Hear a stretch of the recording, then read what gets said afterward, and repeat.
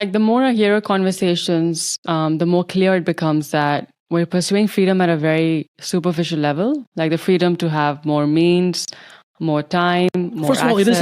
it isn't about we. You have to forget we. Okay, I. Okay, right? I'll say I. Okay, and even if it's I, it isn't just changing the word in a cosmetic fashion, right? It isn't just changing the pronoun. I think I should stop talking. You just it is only about you. It's only about you. Every human being's life is about them. This do for others, just nonsense. I mean, it's not. It's about you. That's probably the biggest.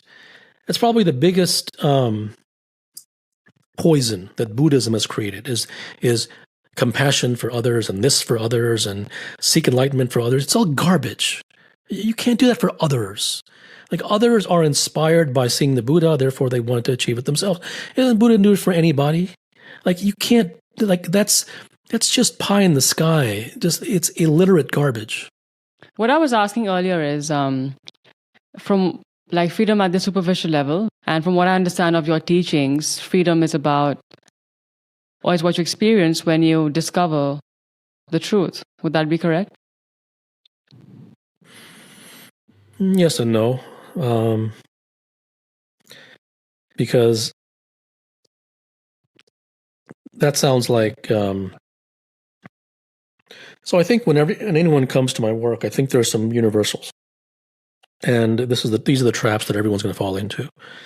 And one of those universals is that they're going to be instead of their life is I do this prescription and I get that. Okay? That's a lie. You won't. So then what they do is they read the my work and say, okay, so if I practice truth, I'll get that. And I'll say, no, you won't.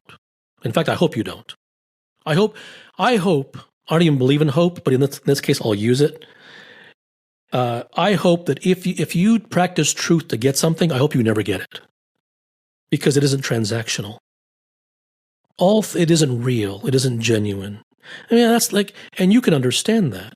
If you want to be friends with someone because they can give you something that isn't real, and they know it, and you know it doesn't go anywhere because eventually they will see that you're trying to be opportunistic, and it won't go. So on that level, the inefficiency of such a approach is very relevant and very easy to see. But this is the same thing. Like, truth doesn't give a damn about you.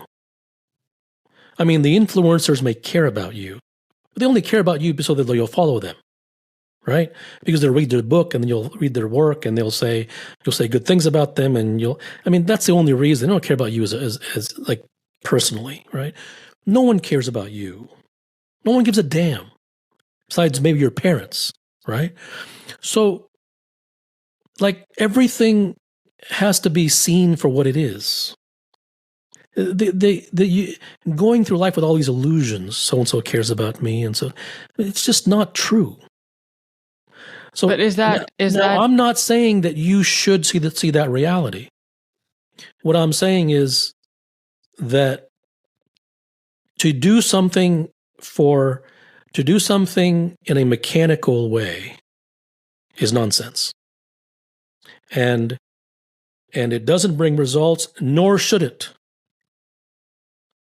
If something is not genuine, if something is not pure, if something is not from the heart, if something is not sincere, if something is not serious, then a very just outcome is fall flat on your face and fail forever.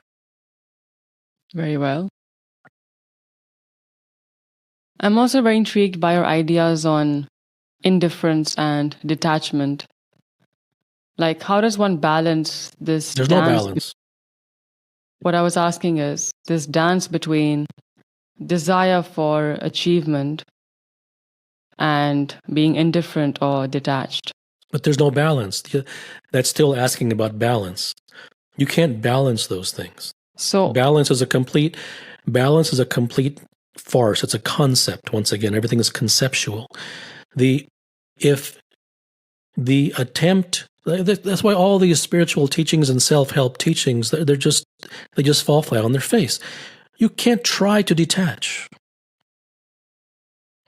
Everything is about understanding. And everything and understanding is about a deep and devotional desire to want to understand. So if one understands where things come from, then whatever needs to happen will happen. But everyone's a heavy-handed chaser because they're all taught to be. Everyone's conditioned to be. Go practice that. Go practice that. And once again, that's fine for mechanical things. If you want to become good at something on a physical level, then you must practice it. But I'm not talking about those things right now. I'm talking about, things that we talked about, like in the mind and finding peace or freedom or even, the highest levels of any craft. That enters into the domain of this as well.